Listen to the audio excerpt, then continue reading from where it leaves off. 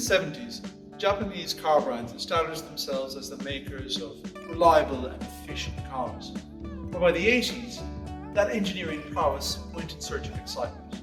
Now, the halo effect of performance cars was well known, but while the Europeans chose smaller cars with high revving engines and the Americans liked big cars with big displacement motors, the Japanese gravitated towards turbocharging as a way of making their mark on the global stage. And one of the very first cars to make a big impression was this Mitsubishi Starion. Launched in 1982, it was packed with innovation, bringing computer-controlled fuel injection and turbocharging together for the very first time. Promoted as the fastest 2-litre production car on the roads, the intercooled and turbocharged Starion produced 180 horsepower. And to help control all that power, it had ventilated discs all around and a limited slip differential. And in some markets, it even offered ABS on the rear axle as an option. This package was also the ideal basis for a successful race car, especially in endurance racing where performance and reliability are key. There was even a Group B rally car developed, but sadly, the class was outlawed before the Starion ever got the chance to compete. And yet the Starion is no stripped out race car. In this plush EX version you get leather upholstery, 2+2 seating, a very elaborate radio cassette system, and even cruise control. And in some markets you could even specify a digital dashboard. Very fancy. So what's it like today? Well, I'm a sucker for pop-up headlamps, so it had me at hello from that point of view.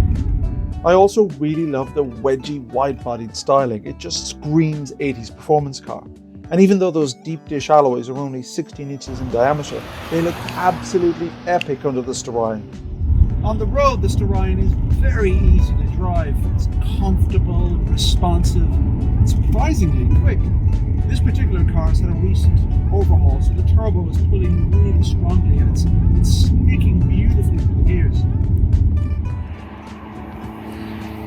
And don't forget, what made for a performance flagship back in the 80s still makes for a quick car today. 0 to 60 takes just 6.6 seconds and its top speed is 143 miles an hour, even by the standards of today's cars. That's no slouch.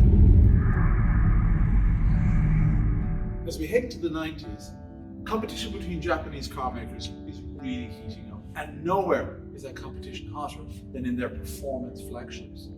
Now they're all delivering big power, but with the 3000 GT, Mitsubishi is offering that power but in a slightly different way. Japanese manufacturers had an agreement amongst themselves that they would limit the maximum power of their performance cars to 280 horsepower, and so the 3000 GT has 280 horsepower.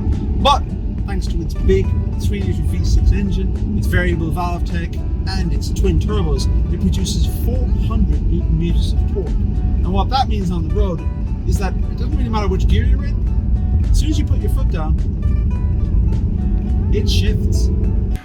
And it was quick off the line too, thanks to that advanced 4-wheel drive system. 0 to 60 took just 5.5 seconds and its top speed was limited to 155 miles per hour. Putting that engine in a car with these looks, well, that would be enough to grab you some headlines. But no, Mitsubishi's engineers, they were just getting started.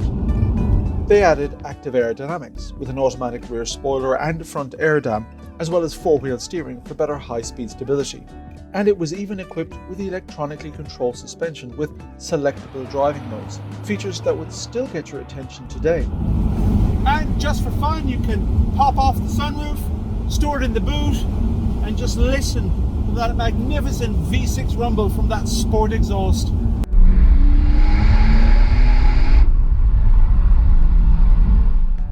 Years ago, when this car was launched, it was the ultimate Grand Tourer.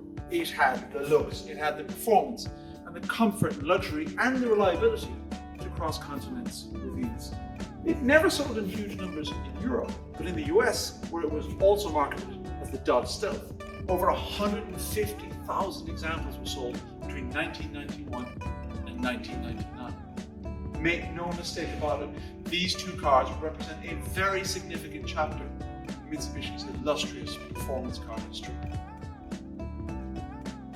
Drive your ambition, Mitsubishi Motors.